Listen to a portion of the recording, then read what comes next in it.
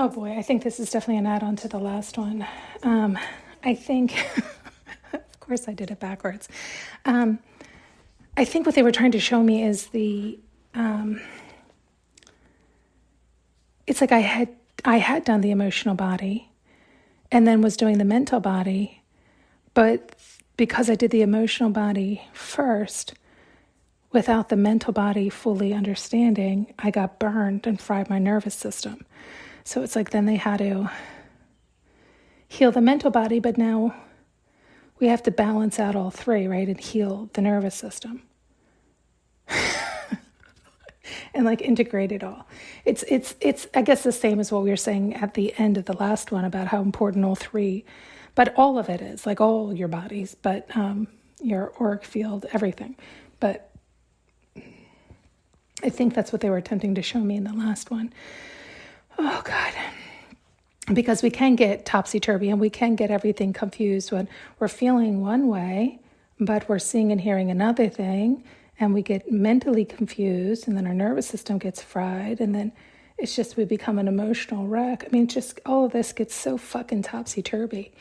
And it seems like I take forever to heal or figure these things out. In other words, it felt like it took for fucking ever to get in a good place where I thought I was in a good place and everything was upright with doing all that. But then it was like maybe my emotional body was stronger than my mental body.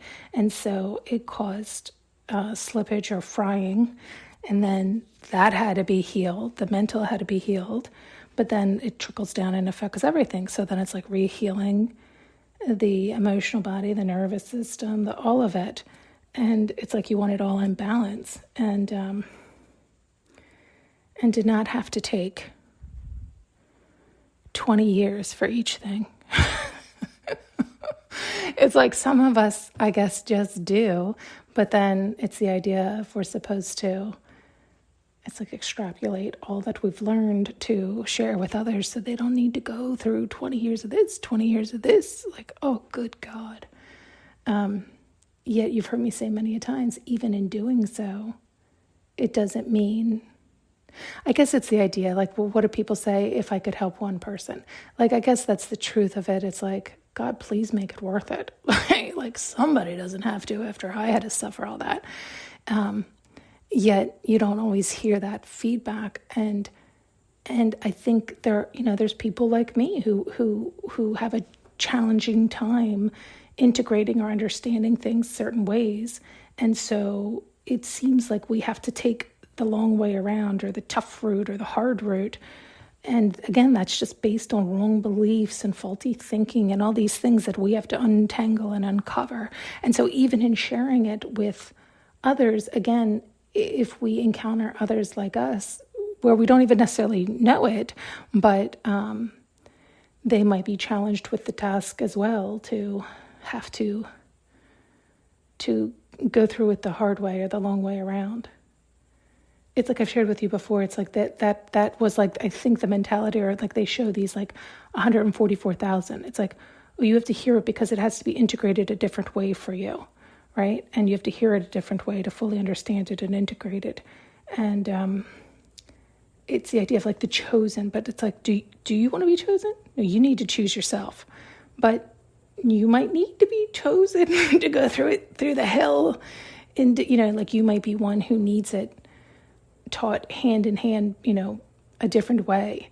And again, it's like good or bad depends on, for me, it's been a struggle and challenging. And yet again, I think it's just depending on how you're configured, how you operate and where you're at when it occurs to determine whether it's good, bad, or indifferent. But such is life, right? This is life. This is life. We're all chosen. We're all part of that. We're all, it's just whichever way life is teaching you, you're learning through your experiences. So the more you're willing to experience, the more you're willing to understand, learn, and open up. It's like the faster you'll make it through, right? It's the idea of, you hear people say closed-minded or open-minded, small-minded or expansive mind or growth mindset, right? It's this idea where, the more you're willing to drop your ego and be like, oh, fuck, I was wrong. But really see that and make the pivot. Not saying all the time, fuck, I was wrong, for the same mistake. Don't get me wrong, you'll make the same mistakes over and over until it clicks. But the more effort you're making towards truly changing that, the faster it'll click, the quicker it'll click, when your true intention is to fix it and change it. And learning how to speak to yourself correctly, like not berating yourself every time you mess up, because then we get nowhere. Then we're just so hard on ourselves that we're afraid to move. We're afraid to go left or right because we're so tough on ourselves. And so it's like all this, they do this. They do this every couple of months. I feel like it's like a accumulation of everything seems to come to the forefront. It's like they make me go, the best way to describe the feeling, the imagery, and the sensations is like every few months I get an upgrade. It's right, like you integrate a new level. You went up or down the spiral, and so you're up leveling. And because it's always the same, more or less the same lessons, but on a deeper level or a more surface level. Like you can go up or down, and you can see it any which way, whichever way helps you. But you can be growing or you can be dying. You can be expanding or you can be contracting. And so sometimes some of us have to learn the same lessons over and over, but on the same level over and over. But once you get it and integrate it, you get to go to the next level. But it can feel or seem like deja vu, or it can feel or seem like, haven't I learned this? You did, but now here's a new layer. Here's a new understanding. Here's a new depth. Here's closer. And so this is the idea of don't ever give up, because, how many times have you heard me say that? It's like I feel like, we're doing this again. Have I not learned? And so that's not the way to go about it. Don't beat yourself up. Don't give yourself a hard time. Just remain open and curious and relaxed.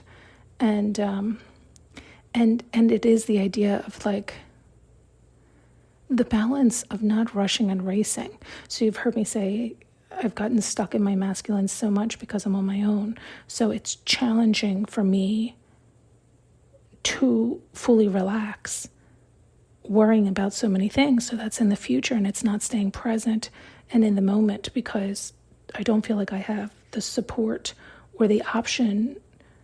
And so that's living from a lack mindset, right? Like you can hear all these lessons in here that need to be further integrated and worked on.